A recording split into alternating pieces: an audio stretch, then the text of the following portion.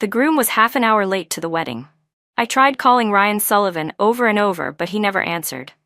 Then suddenly, all the guests' phones rang at once. The top trending topic read, "Heir to the Sullivan Group jumps into river for first love on his wedding day." Other headlines followed. "Old flame returns, is the fiancé about to be dumped? Sullivan Group wedding postponed indefinitely."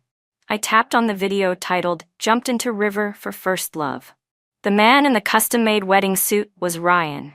He was standing on the bridge pier, his voice trembling. "Emily, I'm not getting married. Come down, you're lying. You're still wearing the engagement ring. I'm not a kid anymore, you can't fool me."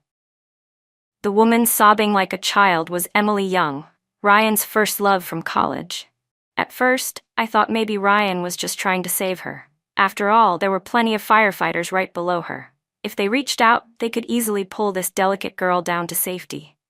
But no, Ryan was doing a real-life hero rescue scene. "I'm not lying, Emily," he said, as he took off the engagement ring we had picked out together and threw it far into the river.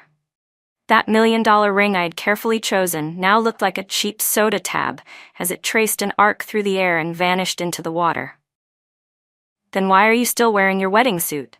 Emily whimpered, wiping her tears like a little girl. As he walked toward her, Ryan took off his suit jacket and said gently, "It's freezing. Put this on first." But Emily, still acting spoiled, forgot she was standing at the edge. She pouted and stepped back twice. "I don't want to wear the jacket you are going to marry another woman in." In the dead of winter, wearing only a thin white cotton dress, she lost her balance and fell backward. Ryan's eyes widened. Without hesitation, he lunged forward to catch her and ended up falling in with her. Fortunately, though people called it the Min River, it was really just a regular-sized river, not too high. A couple of young firefighters quickly jumped in and pulled them both out. Emily curled up in Ryan's arms, shivering uncontrollably. "Ryan, I was so scared. If you hadn't been here today, I would have died." "Don't be scared. I'm here," he said softly, gently coaxing her, something I had never seen from him in all the years we'd been together. Because the Ryan I knew was always cold, businesslike and detached, even with me, the woman he was about to marry. "You jumped in to save me. Won't your fiancé be mad, waiting at the altar?" Emily asked, guilt all over her face. Ryan reached out his broad hand and wiped away her perfectly timed tears. "You mean Rachel?"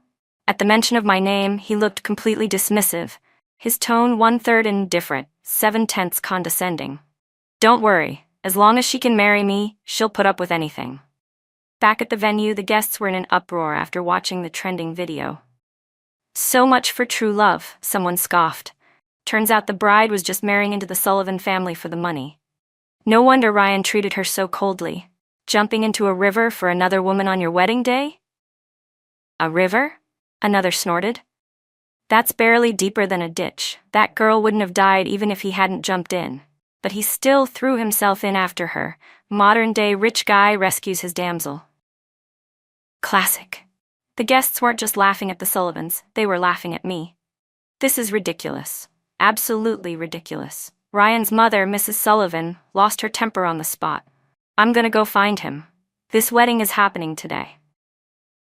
I stopped her. With Ryan's personality, no one can talk him out of anything right now. I turned to the guests. "Ryan just messaged me. He'll be in the hospital for a few days. The wedding will be postponed, but everything for today's reception was carefully prepared, so please, enjoy yourselves. All red envelopes will be returned in full. Drinks and party favors are on me."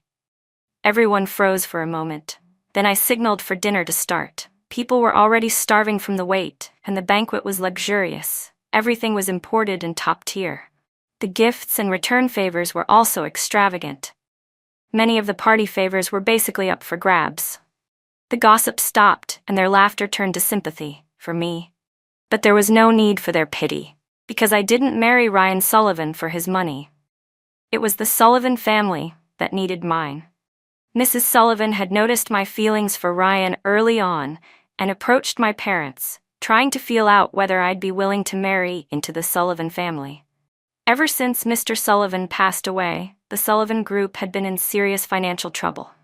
Mrs. Sullivan hoped a marriage alliance could save the company. She knew Ryan was too proud to ask for help, So she spun it the other way, asking if we needed capital and wanted to marry into their family to save our business. I agreed, and so Mrs. Sullivan struck while the iron was hot, using ruthless methods to drive Emily Young away from Ryan. But honestly, drive might be too strong a word. All she really did was leak some rumors through a few people, saying the Sullivan Group was on the brink of bankruptcy. Emily quickly came up with an excuse to break up with Ryan on her own. You think that just because you pleased my mother and married into the Sullivan family, I'll fall in love with you? In a dimly lit bar, the cigarette between Ryan's lips glowed faintly as he spoke. Every word he spat through gritted teeth dripped with cold contempt. Stop dreaming. You're nothing but a pathetic woman who threw herself at me for our family's money. Ryan wasn't wrong. From the moment I agreed to this alliance, I willingly began groveling at his feet. Even when he stayed at a hotel with some other girl, I was the one who packed his change of clothes and delivered them personally. Sometimes he would stare at me, puzzled. Rachel, do you not have any self-respect? Is money from the Sullivan family really that important to you? What Ryan didn't know was, I loved him. Back when my family was struggling and barely getting by, I was forced to kneel by the wealthy kids at my elite school. He casually stepped in front of me. Why bully a girl? If you've got guts, try bullying me. Everyone knew he was the scariest of the Sullivan heirs, and once they saw him standing up for me, no one dared lay a hand on me again. They didn't confront me directly, but they began isolating me behind the scenes. Still, being isolated was better than being beaten or punished. Ryan never knew that his one sentence back then brought warmth to a girl kneeling on the icy ground, clinging to life. At the time, my dad was bankrupt and being hounded by debt collectors. He nearly threw himself in front of a train. My mom, trying to keep my father from killing himself, had a mental breakdown. No one had the energy to care for a teenage girl. Our family was on the verge of collapse, and I felt unbearably alone, but I managed to survive 3 years of high school safely. Whenever someone tried to lay a hand on me, intentionally or not, Ryan would somehow just happen to pass by. He didn't even have to speak.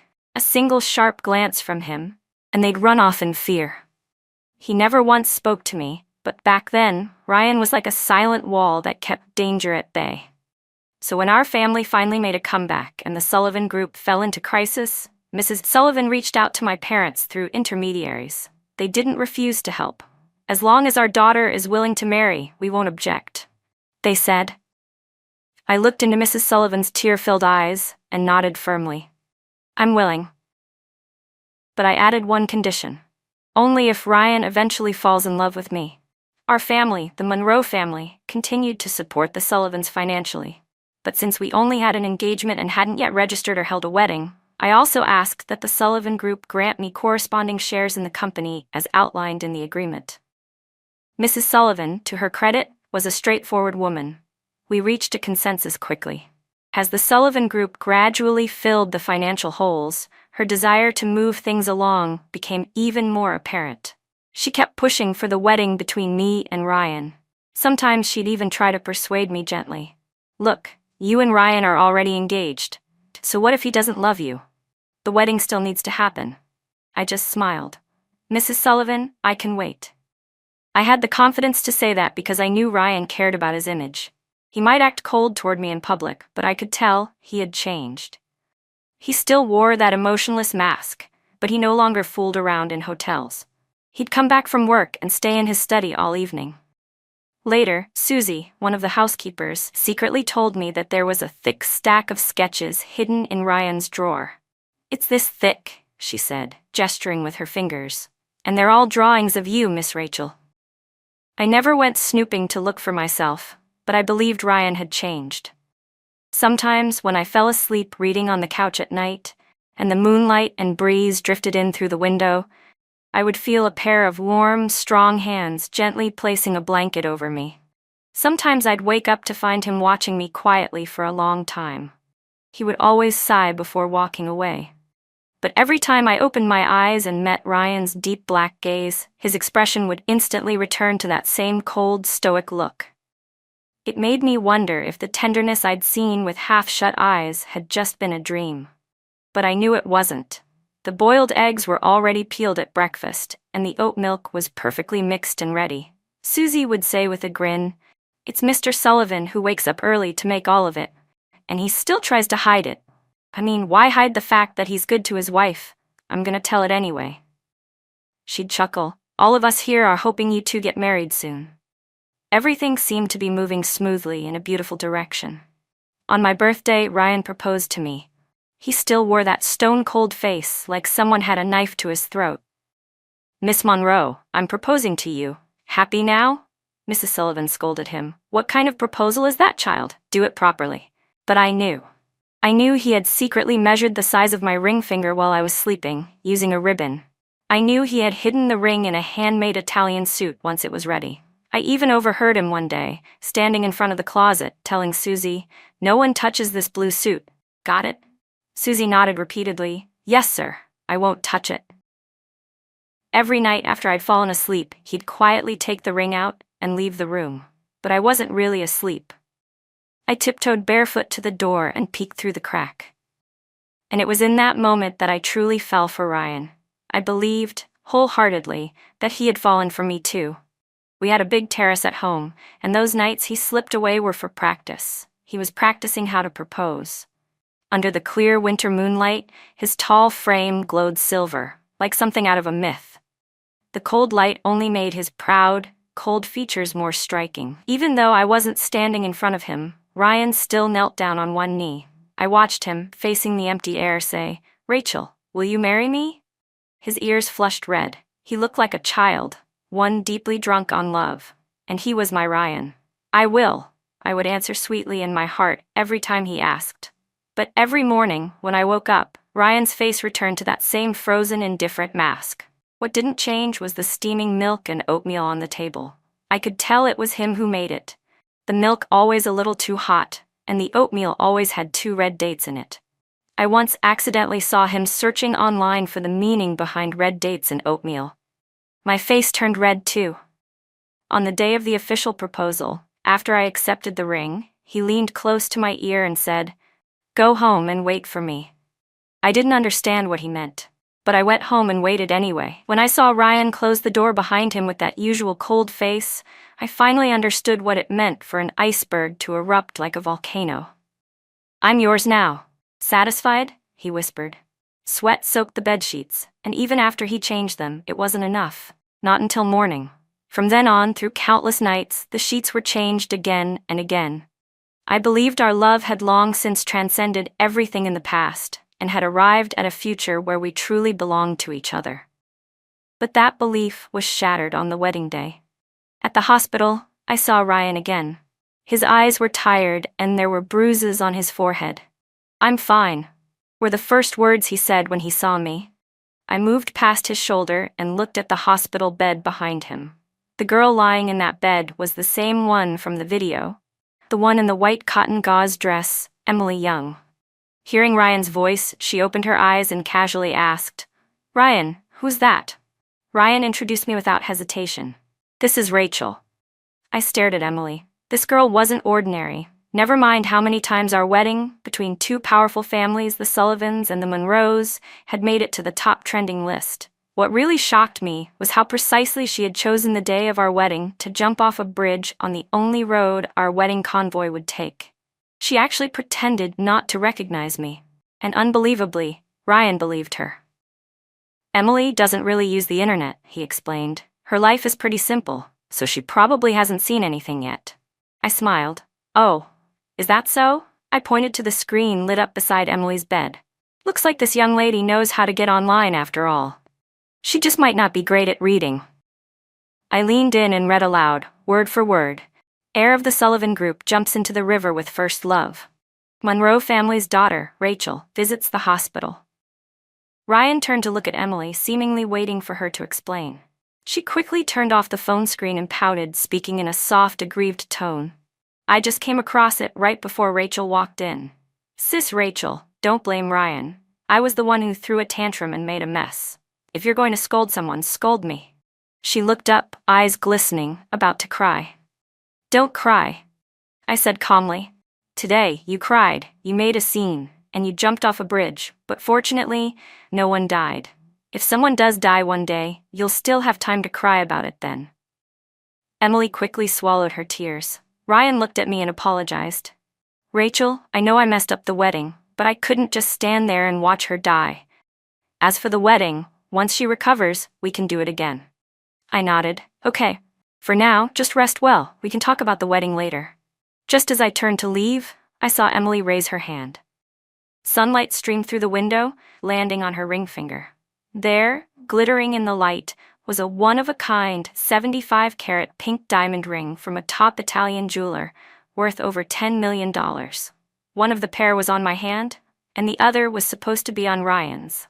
I had watched Ryan throw that ring into the river like it was trash, all for Emily. And now that same dazzling diamond was sitting right there on her finger. My entire body froze. I felt something rising from the pit of my stomach, threatening to spill out. Ryan must have noticed the change in my expression because he followed my gaze. The next thing I heard was him shouting, "Emily, what are you doing?" Then, in a flurry of panic, Ryan began explaining. "Rachel, please don't take it the wrong way. She's just childish.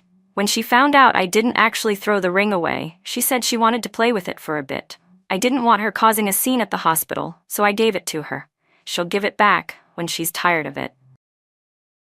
I had never heard Ryan speak so much at once, not from his always cold lips. I used to long for him to explain himself. Like years ago when he came home late and I wished he would just tell me why, anything to show he felt guilty, that he still cared. Or when he made me breakfast or tucked me in at night, I used to hope he'd say something sweet, tell me he loved me, that he wasn't good with words but still felt it deeply. But today, I finally realized he was good with words. He just hadn't wanted to use them with me. Emily threatened to jump into the river, and despite all the trained firefighters present, Ryan went in himself, coaxing and convincing her to come down. Emily asked for a ring, and even though Ryan knew it was the symbol of our commitment meant to bind us together for a lifetime, he handed it over without hesitation. And now, in front of his own bride, he felt the need to explain why another woman had it. "She'll give it back when she gets bored," he said. "Don't take it personally, it's like arguing with a child." What a joke. "Emily Young is 28 years old, Ryan. You're calling her a child?" Ryan looked at me with pleading eyes, his usually sharp gaze now softened, with a desperate need for forgiveness. It was like he wanted me to be some benevolent priest, placing my hand on his head and declaring, "Amen, all is forgiven." But I'm not that kind of God. And Ryan Sullivan isn't that kind of believer. Still, he kept looking at me, waiting for something, anything. "Rachel," he said quietly, "you're not mad at me, right?" I let out a soft, breezy laugh. "You should focus on recovering. The rest can wait until after you're discharged," I said. Then, without hesitation, I turned and tossed the engagement ring into the trash. Susie, who had followed me out, picked it up silently. When our car passed by the villa Ryan and I had shared, I didn't ask the driver to stop. Instead, I went back to my family home. Once we arrived, Susie asked what I wanted to do with the ring. I glanced at our newly adopted stray dog, Dodo, and casually looped the ring around his neck. So there it was, one ring hanging from my dog's collar, and the other being toyed with in Emily's hand. A perfect match. A bitch and a dog, may they live happily ever after. But, when I looked at Dodo again, I immediately regretted it. No. Dodo would never fall for someone who wears a thin cotton dress in the middle of winter. I spoke with Mrs. Sullivan about canceling the engagement. Before she could say anything to plead for her son, I cut her off gently. "Auntie, I agreed to this marriage alliance out of my own free will. Now that the Sullivan Group has basically recovered, at least 90%, there's no need for you to feel guilty, even though Ryan and I never officially got married. After all, the Monroe family still holds a good share of Sullivan stock. We've all made money together. But maybe this is just how fate is. I was never meant to be part of your family." I returned all the expensive jewelry she had brought for me, one piece at a time. "I know you came to apologize on Ryan's behalf, but it's all in the past now. I did truly love him once, and now, I truly don't. I have no regrets about knowing him." Mrs. Sullivan let out a deep sigh. Seeing how resolute I was, she told her driver to carefully take all the jewelry back. Oh, and there's no need to tell Ryan about the breakup, I added. I'd prefer not to be disturbed by him for now. I want some time alone. Worried she might not follow through, I gave her a final reminder. Unless you want the Sullivan Group to lose the Monroe family's financial support. Soft words with a hard edge, Mrs. Irgu. Sullivan understood clearly. I was determined to cut off everything with Ryan. For the sake of the company, she agreed. Just like that, the once close relationship between our two families became distant and formal. Susie had originally been hired to take care of me and Ryan, but now that we were over, she resigned and returned to her hometown.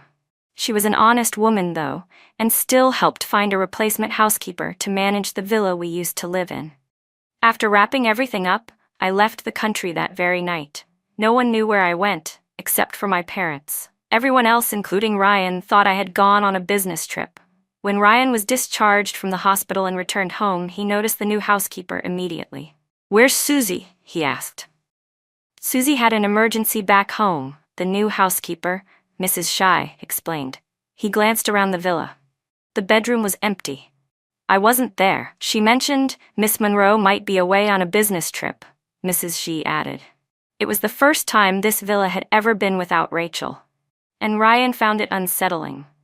He actually hadn't stayed at the hospital very long. The doctor had recommended he remain for another 2 days for observation, just in case of a concussion, but he didn't think it was necessary. Deep down, he had a feeling. I was angry. So as soon as I left, Ryan went and took the ring back from Emily. Truthfully, he had never intended to give it to her in the first place. They were in the same hospital room. Though neither of them had serious injuries, they had both developed mild fevers after falling into the river in winter. At some point during a checkup, Ryan had dozed off. When he woke up, he noticed the ring in his pocket was gone. When he had thrown the ring off the bridge to stop Emily, he hadn't really thrown the ring. He just tossed something random from his pocket to create an illusion. To him, Emily was just like a child. She could be calmed with a few tricks. Back then, Ryan had liked Emily for her dramatic flair. As the heir to the Sullivan Group, he was excellent at his studies, trained in horseback riding, and played top-tier golf among the elite sons of wealthy families. He felt everything in his life was so calculated and weighty. Compared to being at home, Ryan found school to be a bit of a relief. At home, he was constantly under pressure from his father's authority and his mother's expectations. He learned everything they wanted him to master. But the version of himself he liked best was the one at school. Everyone there feared the coldness and authority that naturally radiated from him. Everyone except Emily Young. Her theatrical, childish antics fascinated him. She wasn't afraid of him. In fact, she'd even provoke him sometimes. That was what had drawn Ryan to her back in school. To Ryan, I had once seemed like just a pitiful girl, someone from a bankrupt family who still worked hard at school, only to be bullied by the rich kids. Pretty girls always drew sympathy, and back then he helped me again and again, partly out of amusement. He never spoke to me. But within his cold, cynical detachment, he saw something radiant in the girl named Rachel. Something sacred. Sometimes when lying in bed, he would think of me that way, untouchable, and the thought frustrated him. After all, there were so many girls who liked him, girls who would throw themselves into his bed with the curl of a finger. Yet somehow, it was this girl from a bankrupt family who made him feel inferior. How absurd. That night, as darkness fell, Ryan realized for the first time how big the villa felt. He had never noticed it before. Every time he'd come home, he'd see me on the couch. Most of the time, I was reading. Sometimes I'd be asleep. At first, he thought I was just showing off how studious I was. But one day, he secretly looked through the books I had been reading and finally understood the source of that quiet glow I had back in school. My finance textbooks were thick, full of detailed notes. Latin phrases that could make anyone dizzy became flowing musical notation under my pen. The handwriting, careful, elegant, stirred something in him that made his heart itch. Eventually, he stopped going to bars.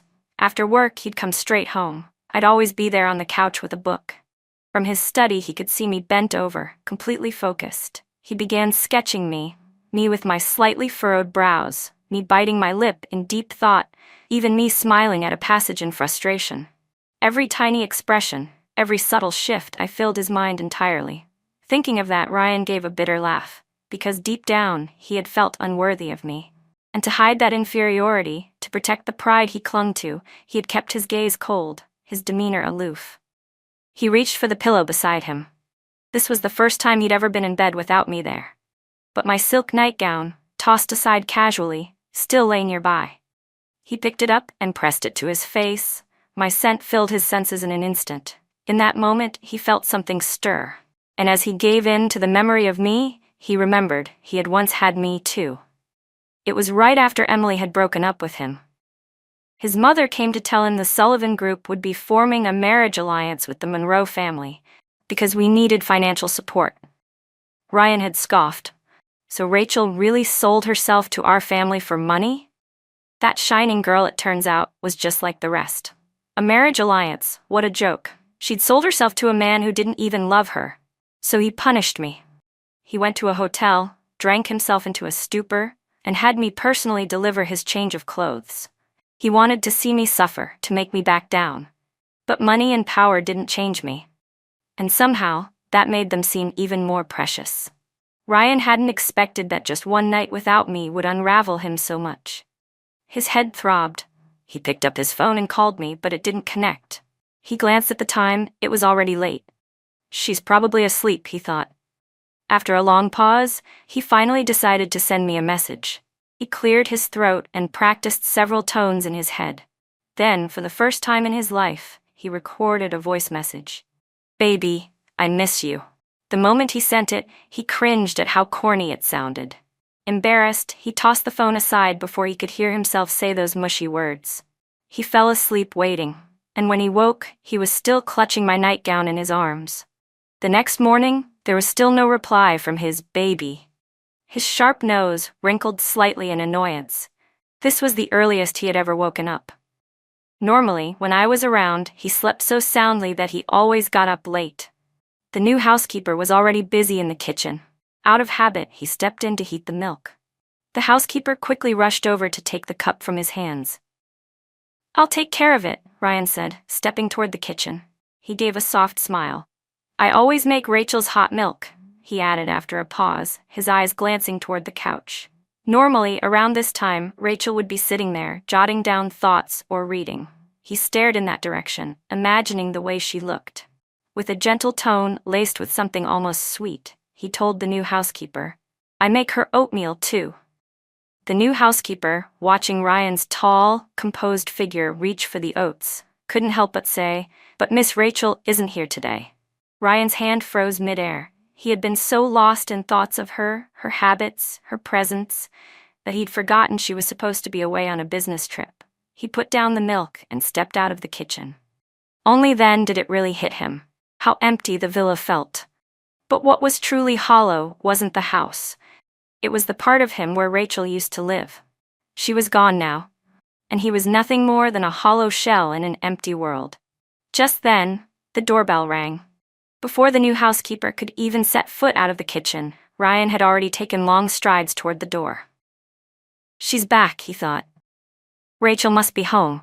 The Sullivan and Monroe business affairs had been going smoothly lately. Even Ryan hadn't had much reason to travel, so if Rachel was away, it could only be for a day or two. Please, he hoped, just 1 or 2 days any longer and I'll lose my mind. He opened the door, only to find Emily Young standing there. She saw the disappointment on his face clearly. "What's with the look? Not happy to see me? I came to apologize to Rachel. I feel awful for interrupting your wedding." But Ryan didn't let her in. "Is it because your fiancé doesn't want to see me?" Emily asked again, not giving up.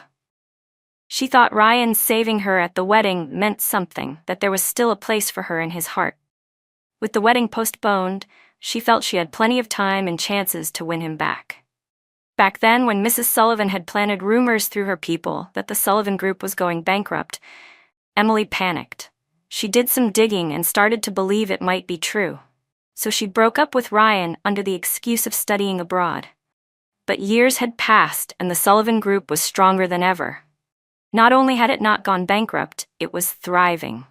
She had let a golden opportunity slip away, and the thought made her grind her teeth in regret. Emily, Ryan said with a weary tone. I've always thought of you as a little sister. Regret crept into his voice. In truth, he had started to regret saving her. He should have been at his wedding. But when Emily had sent that message saying she was going to kill herself, he couldn't ignore it. A life was a life. He thought Rachel wouldn't be mad.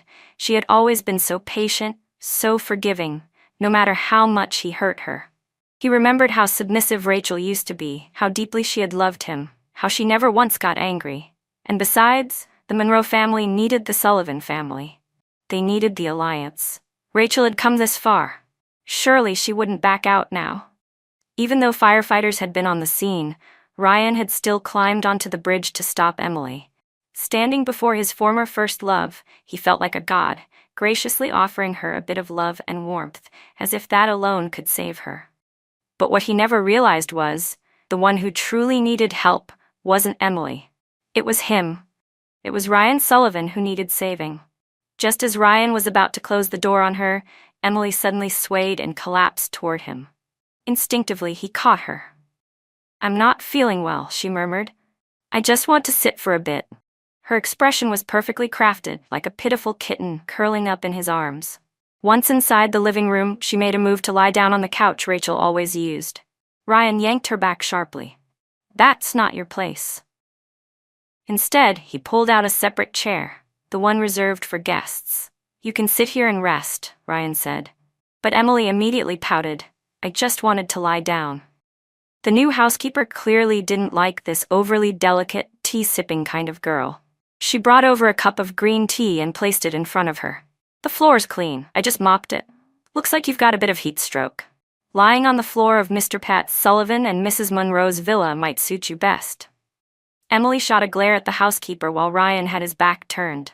But with him in the room, she still had to keep up the act, playing the sweet, innocent girl. Ryan, meanwhile, had completely zoned out. His eyes were fixed on something, a small suitcase Emily had brought in with her. The longer he looked, the more something tugged at his memory. Suddenly, he turned and rushed into the bedroom he once shared with me. He flung open the closet. The walk-in wardrobe was mostly filled with his clothes, only a small section was mine. Ryan was never the kind to shop for himself.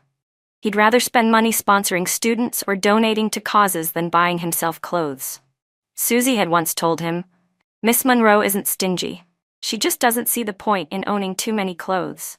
A few good outfits are more than enough. He had donated to dog shelters, helped rebuild girls' schools after earthquakes. But when it came to my corner of the closet, he had never paid much attention. But Ryan knew exactly how many outfits I had. He had sketched so many drawings of me, mixing and matching clothes in his mind, that he could recall every item I owned. He reached out and began counting. 1, 2, 3, slowly, methodically. What he hoped for, desperately, was to find fewer clothes than usual. That would mean I had packed, that I really was away on a trip. But he counted all the way from the left side to the mirrored wall on the right. Then, not believing himself, he started again, from right to left. The more he counted, the clearer it became. I hadn't taken a single thing. Not one item was missing. By the third time, his hands were trembling. Sir, what are you looking for? I can help, the new housekeeper asked gently. Watching him pacing in front of the wardrobe, she assumed something had gone missing. But Ryan didn't answer. He just kept counting, obsessively. That was when Emily got up from the living room and wandered to the bedroom doorway. Ryan, do you need a hand? The moment she lifted her foot to enter the room, his voice cut through the air like a blade of ice. Stop right there. Emily had never heard him speak so harshly. Still, she forced a laugh. Ryan, I'm only trying to help. I said get out, he growled, picking up a glass vase from the dresser and hurling it toward the door. It hit her square in the face. Blood started to pour instantly. Now, for the first time, she looked genuinely hurt. Why are you yelling at me? I was just trying to help. Tears welled up in her eyes. She looked up at Ryan, expecting to be met with his usual complicated guilt, maybe even concern. But what she saw instead was a man colder than ever, like a predator, dead-eyed after the kill. I said get out, he repeated. There was no dramatic emphasis, just a flat, low growl, quiet, but full of gritted teeth rage. Emily didn't even know how she left. Ryan couldn't remember either. All he knew was that in the end, he had lost. He had to face the one thing he didn't want to admit. I wasn't on a business trip. I had never left for work. I hadn't taken anything with me, not clothes, not toiletries, not even a charger. Nothing. He looked down at his phone, still with no reply. He had called several times, but each one went unanswered. Finally, he grabbed his coat and rushed out the door. "Sir, your coat," the housekeeper called after him, scrambling to hand it over. But he was already gone. He ordered the driver to take him straight to the Monroe residence, racing across the city. He had a whole speech prepared. He'd beg if he had to. Apologize. Let me punish him. Whatever it took, he was ready. But when the car pulled up in front of my family's home, the sight that greeted him struck like a punch to the gut. There, around the neck of the family's stray dog Dodo, was the engagement ring. Our engagement ring. Ryan almost lost his balance.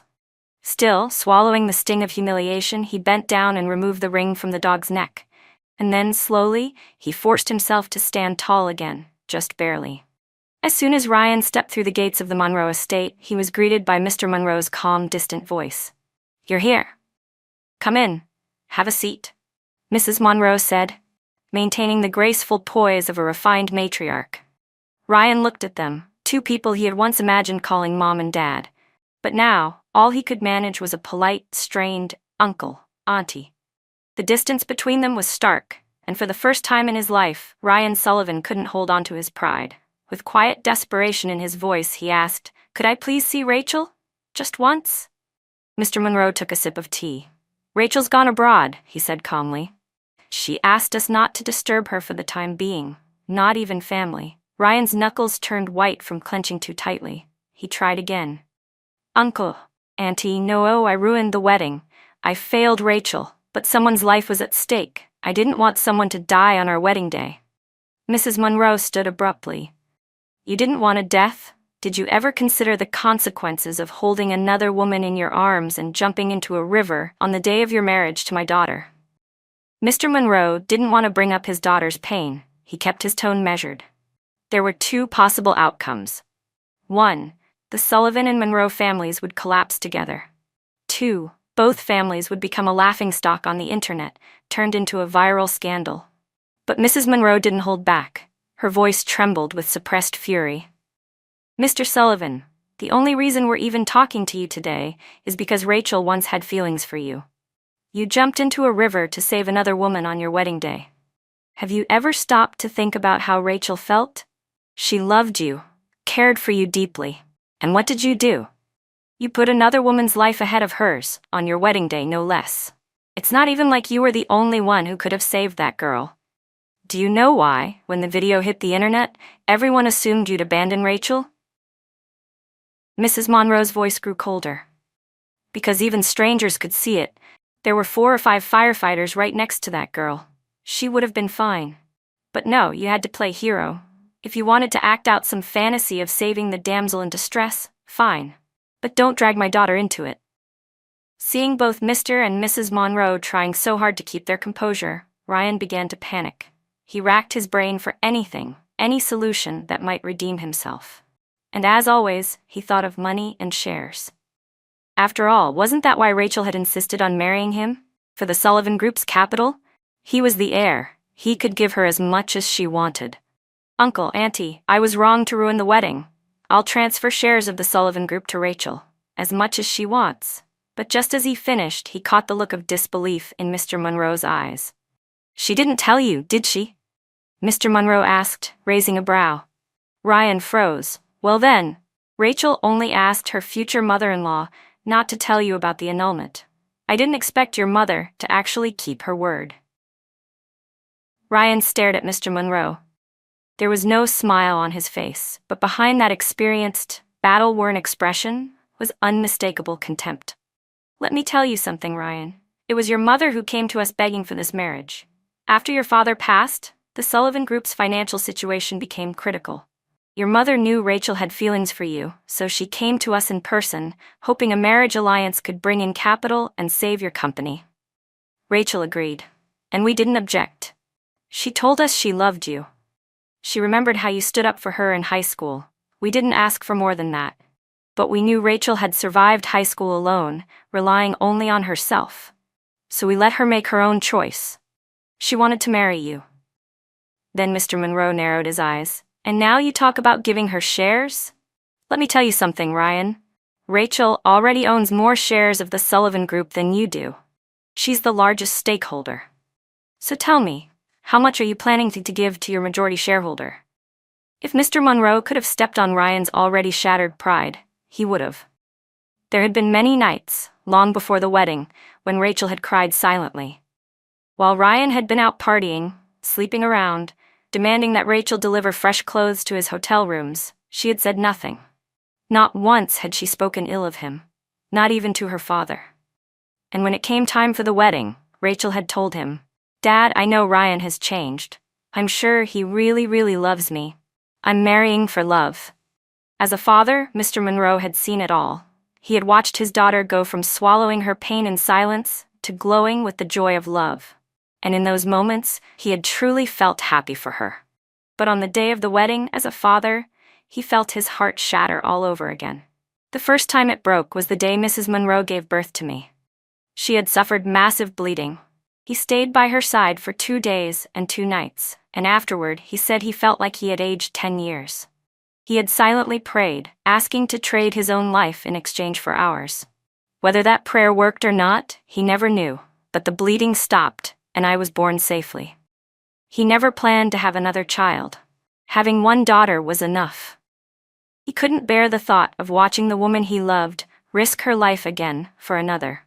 But on the wedding day, when he looked at me, he felt as though he'd been transported back to that moment of blood and fear.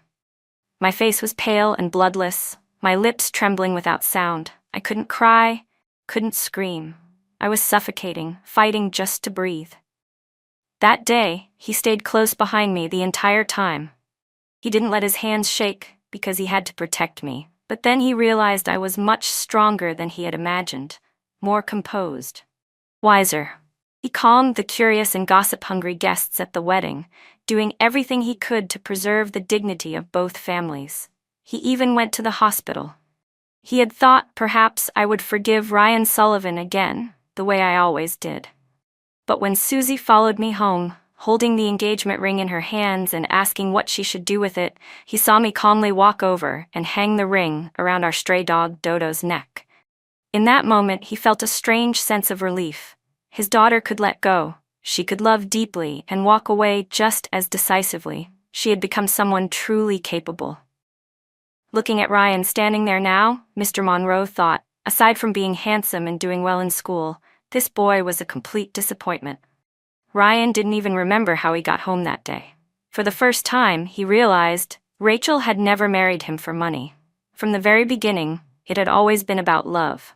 And yet he had trampled all over it, assuming she was just like everyone else.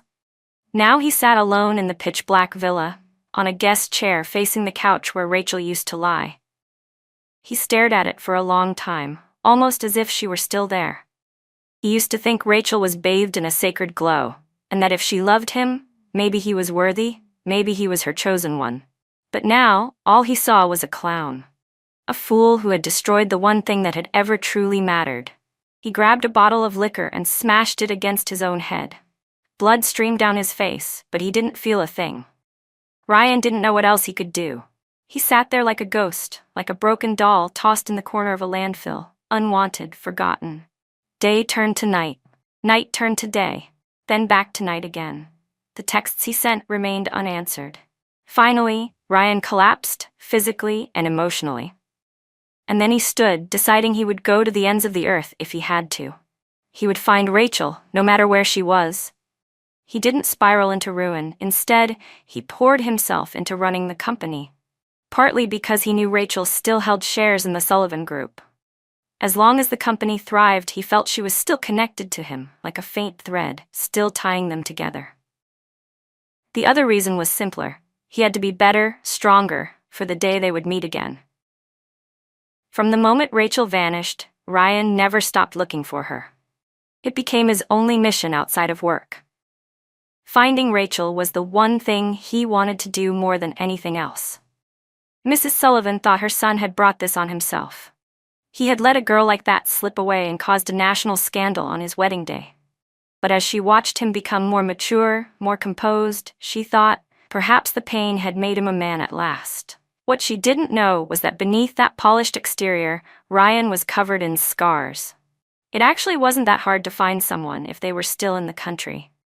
But Rachel had gone abroad, and no one knew exactly where.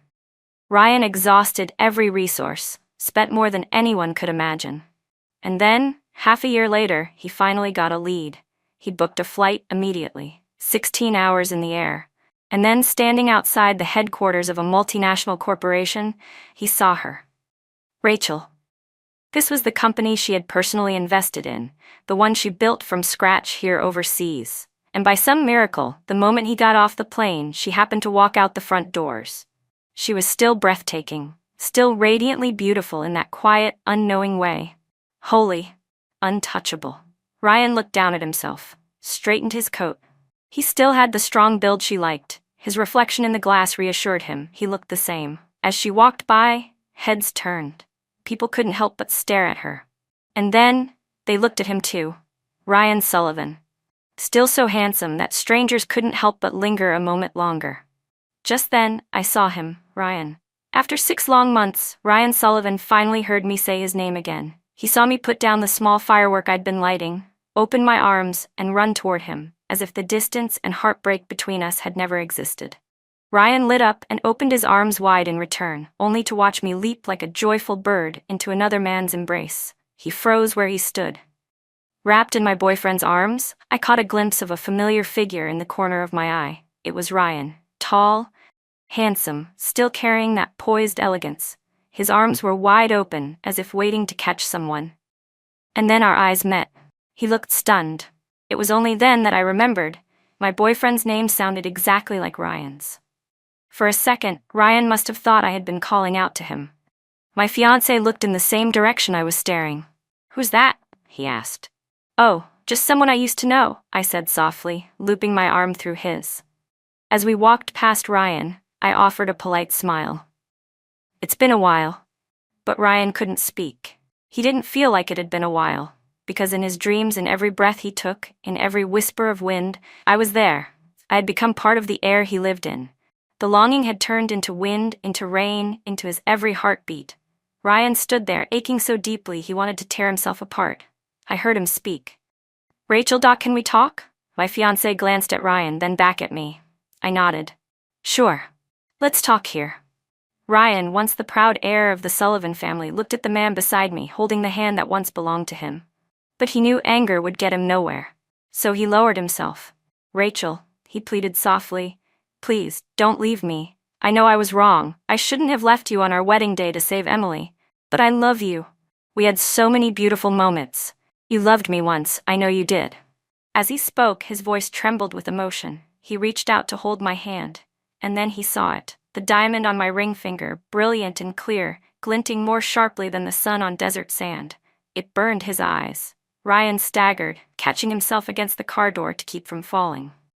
Then I spoke gently. "Saving someone isn't wrong. That was your choice. But Ryan, walking away from you was mine. And that's not wrong either. I don't regret loving you," I continued. "Back then, you were worth it. But I don't regret leaving you either, because the person you became, I no longer wanted to love. I've seen the numbers. The Sullivan Group is doing well. You'll find someone you love again. And me? Maybe I've just been lucky because I already have." I touched the ring on my finger and smiled. "I'm engaged now. Tonight, we have a party with some friends. I won't keep you. Oh, and by the way, my fiancé isn't some stand-in love interest. It's just a coincidence that his name sounds like yours. Goodbye, Ryan." I gave him a courteous smile, just like I would for any stranger, and walked away. Ryan turned his head and watched me leave. A group of our friends ran toward us, laughing and shouting. Champagne bottles popped. Balloons soared into the air. The entire street erupted with joy and celebration. Passers-by clapped and cheered, wishing us happiness.